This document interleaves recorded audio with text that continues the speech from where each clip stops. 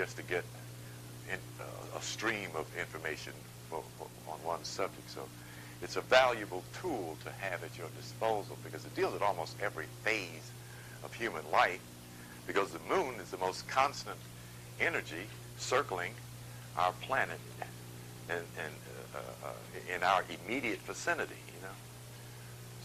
And it affects us on a level where we can't readily see on the subconscious. So moon's information is very useful. There are some days when the moon is in certain phases when you shouldn't play the lottery. You know? Actually, some days, virtually when you shouldn't even go to work, but you have to because you get fired. And those are the days when all hell breaks loose. You break stuff falls, the man ain't got your check, you know that they didn't send it from the home office and all that stuff. That's all retrograde or bad aspected positions of the moon. You know? Oh, okay. But as I promised you last Sunday, we would deal with the 12 great fears.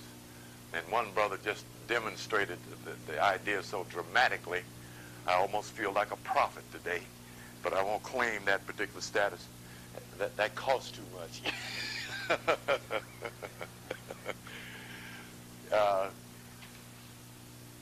We dealt with a very interesting idea Friday that the Spirit gave me one day during last week. This chalk is wet, my brother. Must have got left out in the rain. It's getting ready to turn to paste on the board. The 4 elements. Because astrology appears to be talking about something out there. But we need to understand that what you see out there is the composition of what we are on a physiological level. That's why the law of correspondence is significant in astrology. The astrologer is talking about the energy moving inside of each one of us as he or she measures it or calculates that in our solar system, not in the universe. I want to point that out again. The universe is constellational. The solar system is sign representation of 9 planets. Okay, thank you very much. So let's look at one of the most important concepts. We already know what it means, right? Okay. Some information I'll share in this class, but it's supposed to be for the 12-week course for the Moors that are trying to get into the Washita Nation.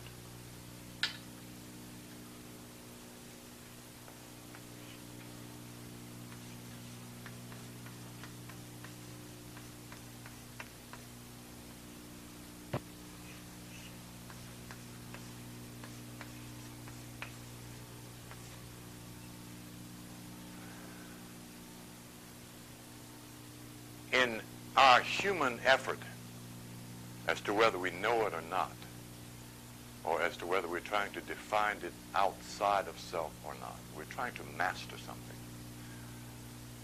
We call it taking charge, getting in control, taking responsibility, handling it. You know, I can deal with it. All those are mastership concepts. And what we need to understand is that the first level of spiritual and mental mastery are the elements of our very own nature. Lord of the earth puts that authoritative acquiescence, the seeking of authority, is in relationship to mastery of one's physical body via the power, character of one's mind.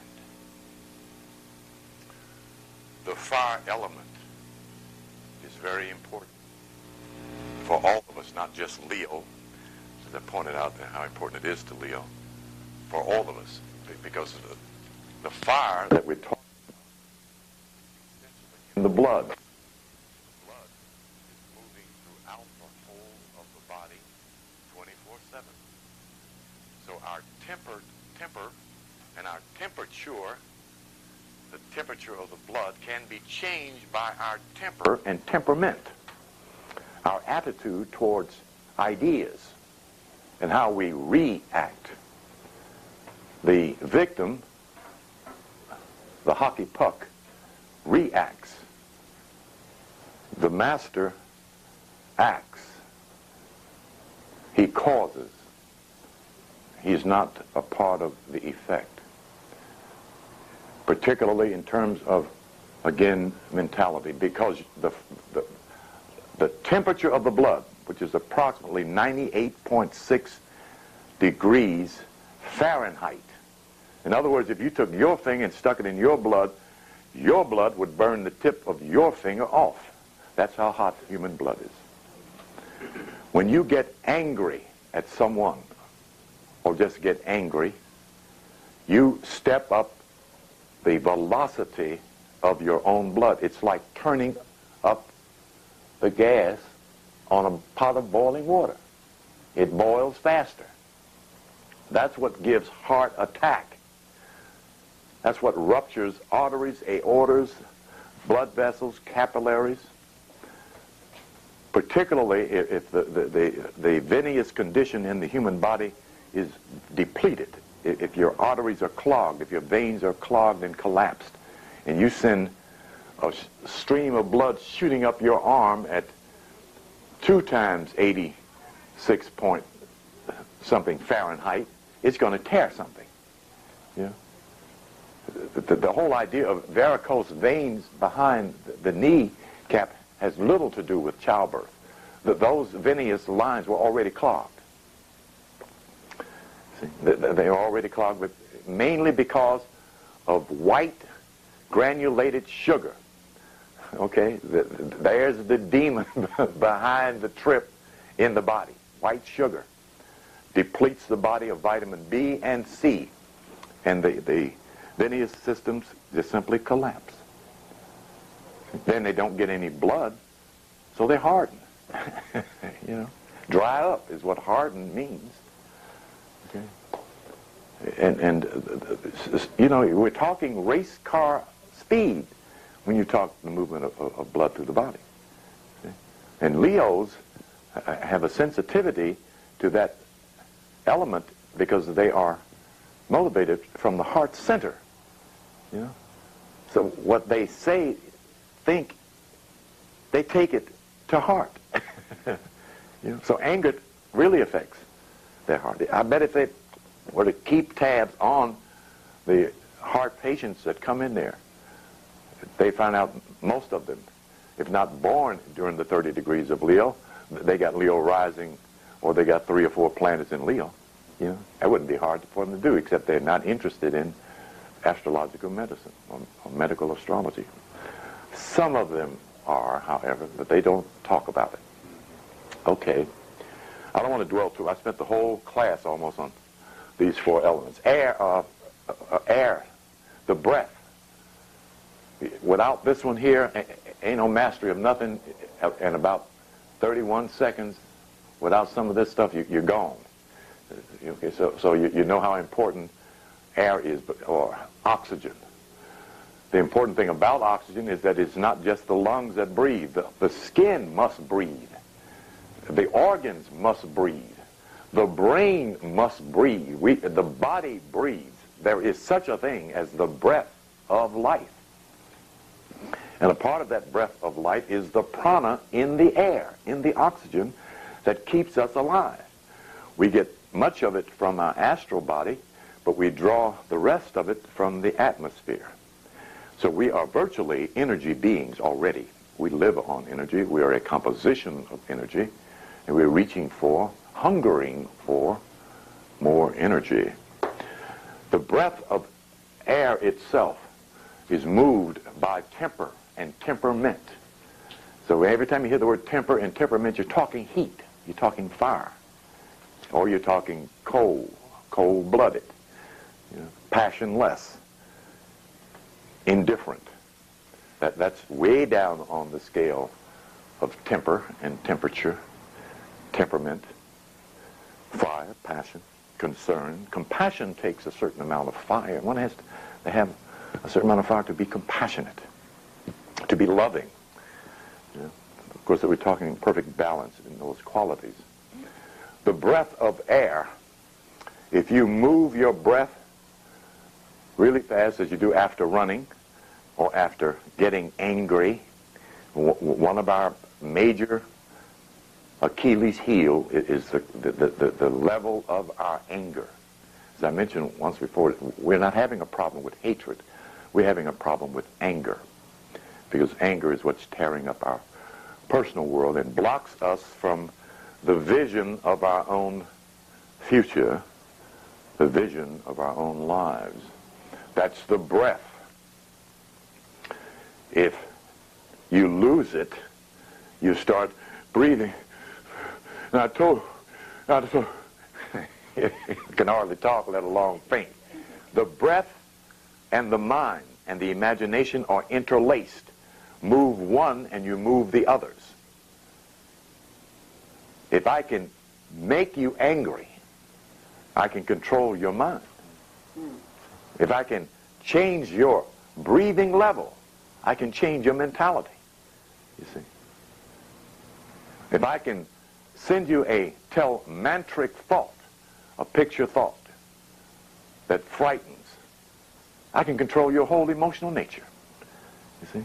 Just with a picture. As whether it's real, true, or not, it doesn't matter. If I can create a response in you. If a child can make you angry, fearful, despondent, that child becomes your master. See? Any one thing, idea, or force that can change or control your breath, your imagination, and your mind is your master. See? So it's important to keep under control your breath, your imagination, and your mind. You take, and in the technique of breath control, you're at that point in meditation or your mental experience of trying to get rid of a fearful thought or an angry thought. Because when you meditate, this stuff's going to come to the front. Something she said 12 years ago, when y'all was in the bed or sitting on the couch, and you there 12 years later in a meditative posture, and this stuff comes up. You know? And it's going to come up. You know, it's going to come up. You have to deal with it right then. What you're doing is pulling the glue to that picture loose from it. That's the breath. There is a breath line sheath behind the physical body and between the astral and physical body. It is called the breath line.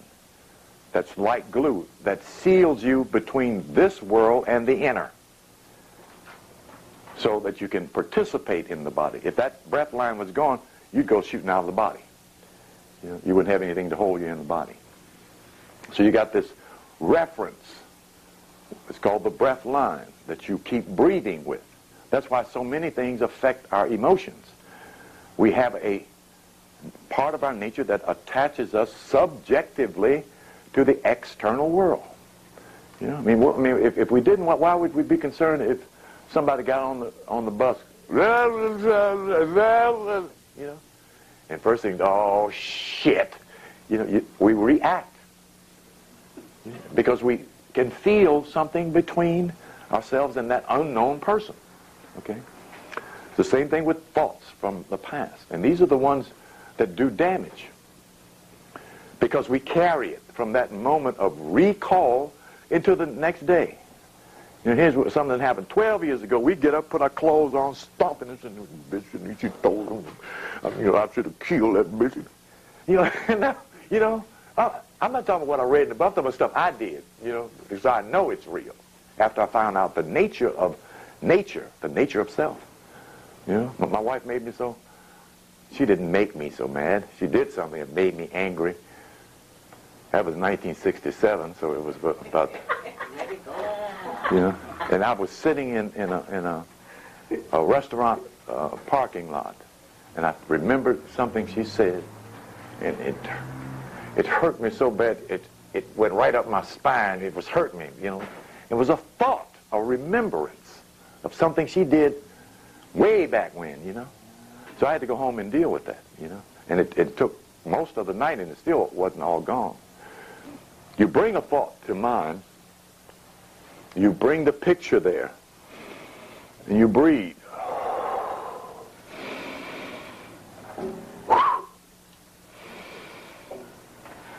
You blow until the energy releases itself from the picture. Now you can tell when it does, because the picture, the thought, doesn't hurt anymore. That's when you know you've detached from that past experience. Okay? Now if you don't, this is the stuff that makes us sick. Angry, bitter thoughts settling in the subconscious. Okay? Because all of this is in the subconscious, your body parts. Okay? And we need to understand our thinking. With this melanin in our blood, we are moving power against ourselves with our anger, our regret, our jealousy, our suspicions, you know, our fears, our anxieties. You know, we're doing that stuff to ourselves. See? And it's done in each one of our individual nations. Okay. We're talking about the 4 elements here. We haven't gotten to that yet over there. I should cover them up so y'all will start. Are they buying and renting these tapes? No. Rent some of these tapes. I ain't standing in front of this camera for nothing. That's what keeps the store going. They don't charge us a few dollars. I ought to stand up here in front of them and say, well, they won't be on here today, but I can't do that. So, fire, earth, water, where we at? Air, breath. The breath also sets you free. When you practice a chant, or when you practice the science of breathing, or when you practice wazifa, you get access to the power of breath. You can move your breath at a velocity of almost 2,500 miles an hour. Your own breath. With Tao, with Om, with Hu, you know, with Amen. You know, one of the reasons I have you close your ears up, so you can hear the power of your own breath. That's not air moving through you there.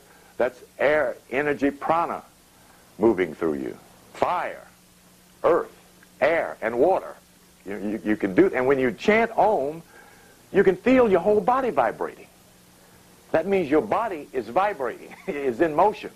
That you're changing the molecules and your energy structure and position when you chant. So you can take an ugly thought, put a mantra in front of it, and move it out of the way, whatever it is, by chanting one divine word. Okay? That's self-mastery. You doing it, not praying, oh Lord, take this thought away from me. Oh Lord, take the anger out of me. Oh Lord. 45 minutes down on their knees. Then when they get up, they're still mad as hell. But at some point, they spark enough fire in the cerebral or in the spinal system to bring the energy down, you know, and without knowing they're doing it, except by beggar prayers. Most Christians do beggar prayers. They do not claim, decree, and declare. That's what the master does. You see, that's the difference between the spiritual path and the religious path. See? So when you move a sound like that, we're going to do Elohim today. You move tremendous energy. Just because you're sounding it here does not mean it's not moving in your feet. Remember, the cerebral nervous system, it starts in the head and goes all the way down to the feet, and so does the electromagnetic nerve system, okay? We're not just talking cords and veins of blood carriers. We're talking electricity and electromagnetic energy throughout the entire body. Earth, your bones, your muscle, your brain. If I can get in your head and disturb it, I master your head. See? If I can say something to you and make you tense up, I'm mastering your muscles.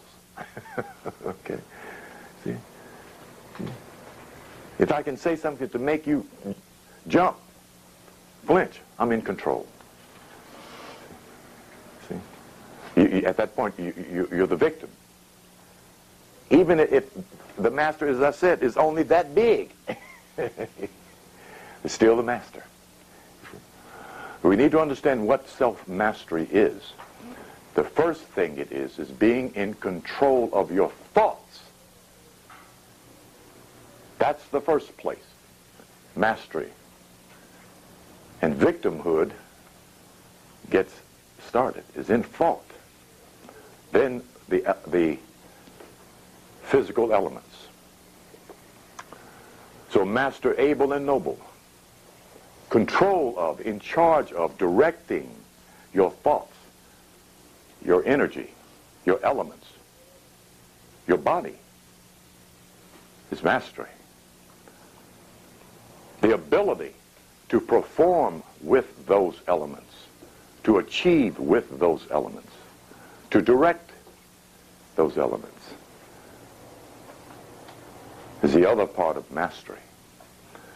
And to find the power thereof and to use it. Spiritual ability operates consistently when you discover it, become aware of it, and intentionally use it by your will. You function by your will.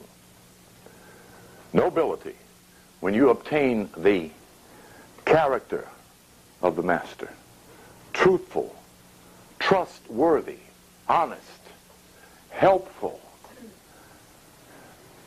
and prosperous. There are no poor gods in heaven or on earth. The ones that negate the physical plane still have control and mastery over it. They just simply have no desire for it. Talking about the ones in the East.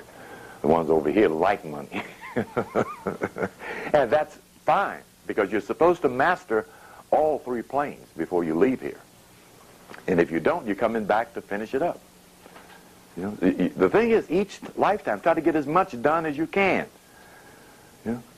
So and each time you do, your sojourn here, your path here, your journey here will be less harsh. You see, next time you won't get poor parents. You get some of them living out there on Sugar Hill who won't beat your butt, you know, take good care of you, make sure you're raised right, you know. You get some good folks. I mean, you know, we love our present family. We had many parents. This is not our first mamas and daddies, you know. The thing is,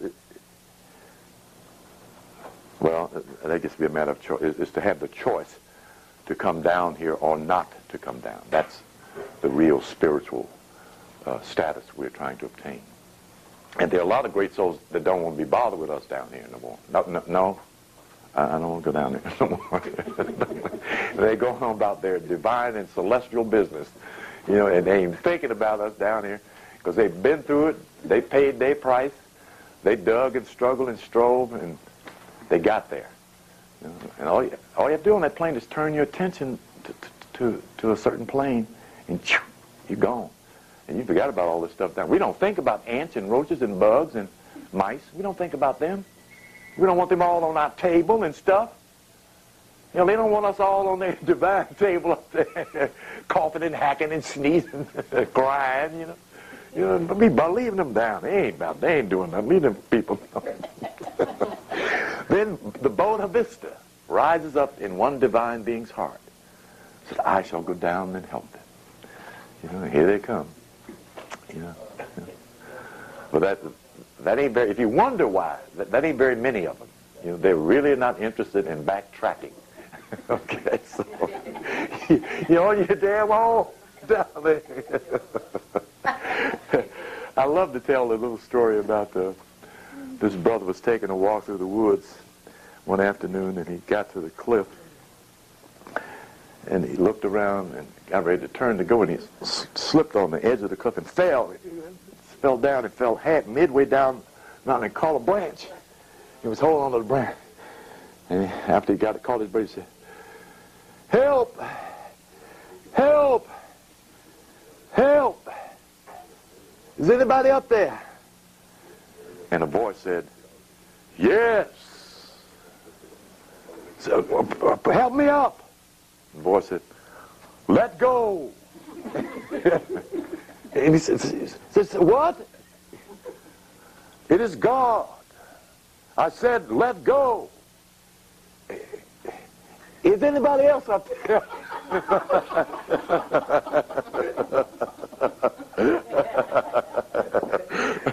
He wanted to see some hands and feet. Yes. That's talking about real faith. The brother didn't have it. Is anybody else up there? Oh, shucks. Yes, dear. Yeah. I've been in my Quran, and I be reading constantly. And you touched on it the Sunday before, but I know about last Sunday, so here I'm kind of confused. Now, you said anger, controlling our anger is the most important thing that we can do to move forward or move ahead or to overcome any obstacle. Now, I'm perplexed because I'm confused. Which one of the 7 Hermetic principles is that particular, taking your mind to say, for instance, you're angry, okay? We know it's a level of you're either angry or you're not, or you're hot or you're cold. Everything is with a degree.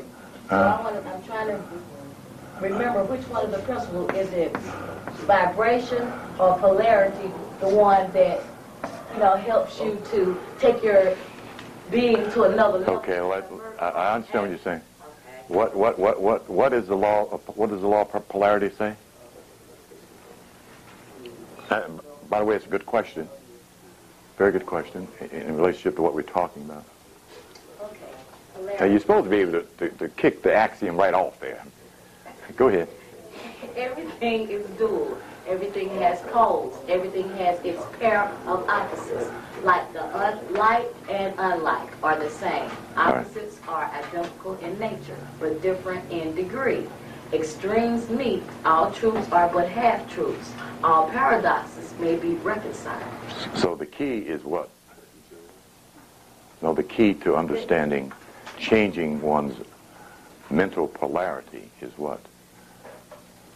Degree. Yes.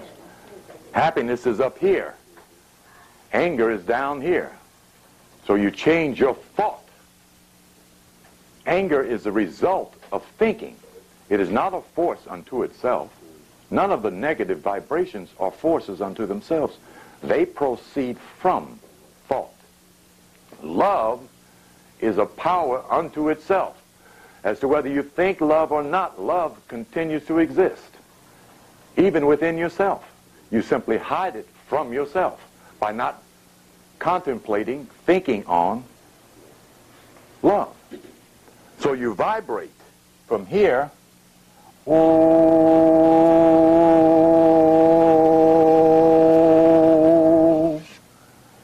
and hold it here with whatever thought projects from that chant or prayer or affirmation. Love, peace, joy, happiness. Like brothers that zikr should be really mellowed out, except they're not zikkering qualities within themselves. Allahu Akbar, Allahu Akbar, Allahu Akbar, Allahu Akbar. That does not vibrate to peace, peace, peace. Or joy, joy, joy. That's a divine name. They would be better off if they did it once and used the full length breath. Most of them don't know what's in between Allah and Akbar. That's where the secret is. Yeah, it's in between Allah and Akbar. Who is in between them? Yes. But by vibrating, changing your thought, changing your energy, your breath, changing your mental picture on the pole of polarity, going up and staying there. Understand, we are thinking 24/7, you see? When you start thinking about something intentionally, then something subconscious starts thinking for you. Whatever has dominated your mentality for that 24-hour cycle or 2-day cycle, 3-day cycle, that's what is going to be dominating your consciousness when you let go of, I better go over to Joe's house and pick up that, you know, and then you get in the car, you know. Just looking, you know, I mean, you become then a tourist in your own head. So whatever comes in your head dominates. You know, have a McDonald's today. Oh, shit, let me go, you know. When you're on the path, you're supposed to be consciously thinking a thought. Love, love, peace, peace, joy. I am wise. I'm full of light and power. Mentally, you know, you can drive the car and look out your eye windows and still think, I'm full of light and power. I'm full of light and power. I'm full of light and power. I'm full of light and power. You can do that all day long if you want. You know? That's taking charge. See? Fillmore, the only one I know of, the reason I keep mentioning, wish I knew of a black man that had done it, took one affirmation and ran it through his consciousness 2,000 times. You know? That's a lot of damn thinking on one thought. But you imagine how he saturated his consciousness with that one thought. You know? This is real work. Spiritual development, transformation is real work.